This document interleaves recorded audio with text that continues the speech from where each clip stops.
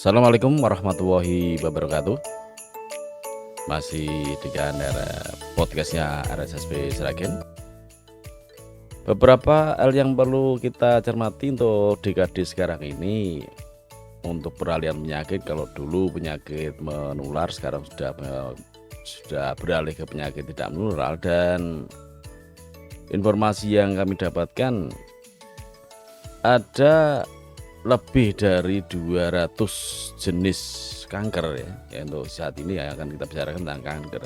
Ada lebih dari 200 jenis kanker yang bisa diderita oleh seseorang. Di jenis itu tergantung di mana sel jaringan sel tumor itu berada tentunya. Dan untuk saat ini kebetulan telah kami hadirkan dari beliau Bapak Jarod Harimurti SST. Selamat siang Pak Jarod. Selamat siang. Beliau ini salah seorang, boleh dikata ahlinya kemoterapi di RSSB Sragen. Mungkin bisa diperkenalkan terlebih dahulu Pak Jarod, monggo. Terima kasih. Assalamualaikum warahmatullahi wabarakatuh. Waalaikumsalam warahmatullahi wabarakatuh. Saya Jarod Harimurti ya, dinas di Rumah Sakit Dr. Suhadi Wironegoro Sragen di bagian ruang dahlia, bagian kemo. Oh, terapi. jadi ruang dahlia itu memang khusus untuk pasien-pasien kemoterapi. Oke. Ya gitu. Mungkin bisa digambarkan sebenarnya untuk yang dimaksud dengan kemoterapi itu apa ya Pak ya sebenarnya ini? Ya kadang dari istilahnya kemoterapi atau kemo itu kan kimia atau istilah bahan-bahan tertentu yang digunakan untuk pengobatan, atau artinya salah satu bentuk pengobatan kanker yang menggunakan obat-obat tertentu. Jadi obat-obat misalkan obat yang atau di kita istilahnya itu obat sitostatika yang digunakan untuk mengobati kanker atau memperlambat pertumbuhan dari sel-sel kanker tersebut. Ya. Dengan pengobatan yang seperti itu tentunya mestinya ada efeknya Pak ya. Jadi dengan efek ini tentunya bisa membuat seseorang tersebut atau penderita atau pasien ini ada beberapa keluhan tentunya. Iya. Nah ini keluhan-keluhan yang sering terjadi pada penderita-penderita dengan kemoterapi ini apa ya Pak ya? Iya, biasanya kalau setelah pemberian obat-obatan kemo itu kan biasanya bukan langsung timbul setelah pada waktu pemberian, pada saat itu bukan ya. Jadi dia setelah pemberian obat atau melalui infus atau diminum atau melalui jaringan boleh disuntikkan atau apa gitu, biasanya setelah beberapa hari atau mungkin besoknya atau mungkin 2 hari 3 hari baru kelihatan apa itu timbul-timbul efek-efek samping yang kurang begitu enak kan ya. Jadi kadang-kadang efek samping itu begitu berat, kadang-kadang seperti yang dirasakan oleh pasien. Itu biasanya paling sering itu setelah pemberian itu adalah mual itu, terus muntah, terus yang paling banyak itu di rambut rontok. Gitu ya. Terus kemudian badannya rasanya kayak gemberges itu, kemudian kulit jadi kering. Dan bubu kukunya itu agak menghitam itu. Kemudian biasa diare atau mungkin stomatitis atau mungkin bebelen istilahnya nggak bisa BAB. Itu banyak sekali. Tapi untuk itu bukan semuanya itu timbul hari yang saya sebutkan tadi muncul begitu gitu ya Pak. Iya, dia hanya cuma kadang-kadang tergantung dari fisik seseorang ya. Fisiknya iya, pasien. Tapi akibat itu ada timbul setelah pemberian obat kemo yang tadi tadi. Jadi tidak semuanya timbul semua, tidak. Oke. Iya, paling sering ya mual, muntah, kemudian nafsu makan akan turun gitu. Ya. Gitu Mas.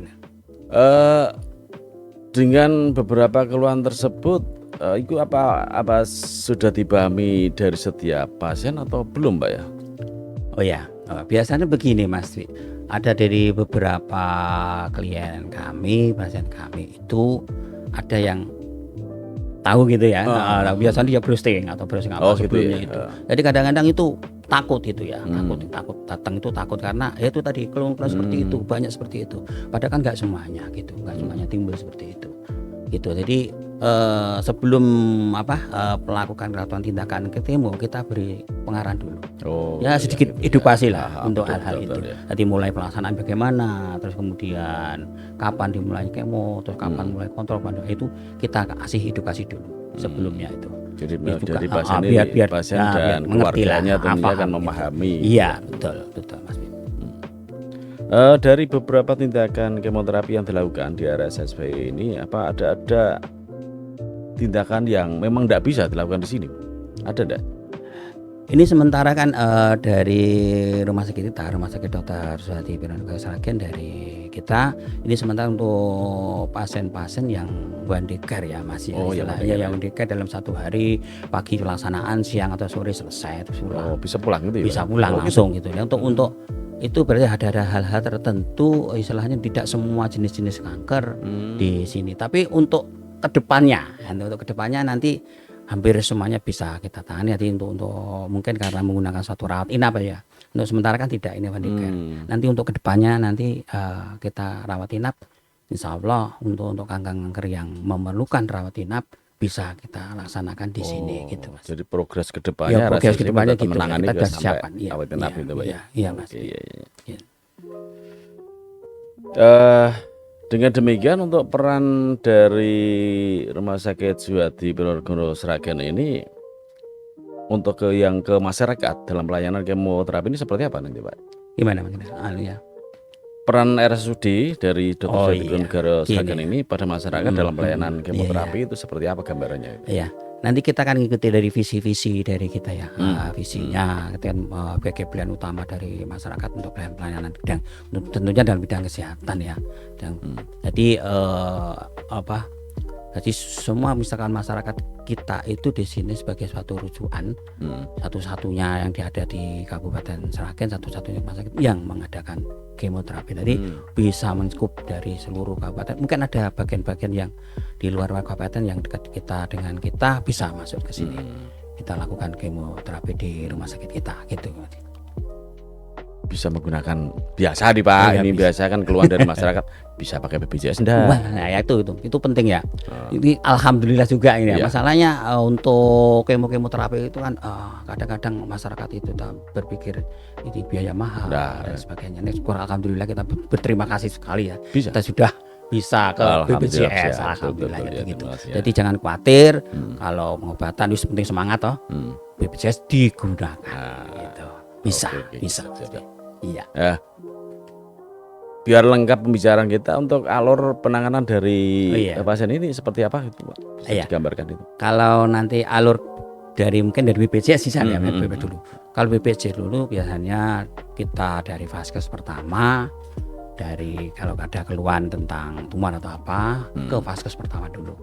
Kemudian dirujuk ke sini. Baru nanti mendaftar masuk ke pemeriksaan dari Pak Dokter gitu, daftar terus kemudian ke poliklinik diperiksa, terus kemudian kalau memerlukan kemo berarti cek lab dan sebagainya. Untuk minggu berikutnya nanti ada surat pengantar dari Pak Dokter untuk dilakukan tindakan kemoterapi Jadi dari fase pertama terus kemudian dirujuk ke rumah sakit kita, kemudian ke poliklinik onkologi tentunya. Nanti ketemu Pak Dr. Priambodo, spesialis bedah onkologi konsultan. Sudah ada Pak ya? Sudah ada. Namanya Pak Dr. Priambodo, spesialis bedah onkologi konsultan. Nanti dikasih arahan dan kemudian kasih kapan untuk melakukan tindakan kemoterapi kalau memang dilakukan tindakan kemoterapi. Gitu. Oke. Iya. Oke, terima kasih Pak Jarod dan Sobat RSSB dimanapun Anda berada. Demikian pembicaraan kita siang ini, obrolan kita siang ini tentang berkaitan dengan masalah kemoterapi di Rumah Sakit Dr. Suhadi Piranugara Sragen.